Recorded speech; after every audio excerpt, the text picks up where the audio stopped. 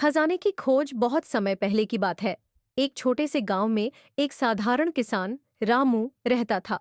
रामू बहुत मेहनती और ईमानदार था, लेकिन उसकी आर्थिक स्थिति कमजोर थी।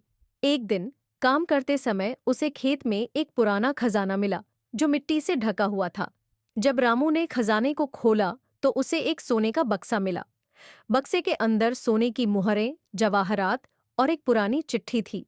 चिट्ठी में लिखा था, जो भी इस खजाने को पाएगा उसे अपनी सच्ची धरोहर का ध्यान रखना होगा। रामू ने सोचा कि अब उसकी जिंदगी बदल जाएगी, लेकिन उसने तुरंत अपनी पत्नी सीता और गांव के बुजुर्गों से सलाह ली। सीता ने कहा, हमारे लिए यह धन बहुत महत्वपूर्ण है, लेकिन हमें इसे सही तरीके से इस्तेमाल करना चाहिए। गांव के बुजुर्गों ने भी रामू की बात का समर्थन किया। उन्होंने कहा, इस खजाने का उपयोग गांव के विकास के लिए करना चाहिए। रामू ने सोचा और तय किया कि वह अपने गांव के स्कूल और अस्पताल के लिए यह धन खर्च करेगा। रामू ने उस खजाने का सही इस्तेमाल किया। उसने गांव में एक नया स्कूल बनवाया, जहां बच्चे अच्छी शिक्षा प्राप्त कर सके। इसके अलावा उसने गांव के अस्पताल की मरम्मत करवाई, ताकि गांव के लोग अच्छी चिकित्सा सेवा प्राप्त कर सकें। धीरे धीरे गांव में बदलाव आने लगा।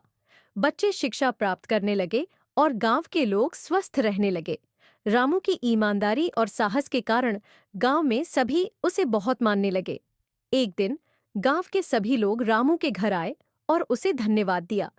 उन्होंने कहा, तुमने हमारे गांव को एक नई पहचान दी है। रामू ने मुस्कुराते हुए कहा, यह खजाना सिर्फ मेरा नहीं है, यह हमारे सभी का है। इस तरह रामू ने न केवल अपने जीवन को बदला, बल्कि अपने पूरे गांव के जीवन में भी बदलाव लाया। गांव में खुशियां लौट आईं और सभी ने मिलकर एक नई शुरुआत की।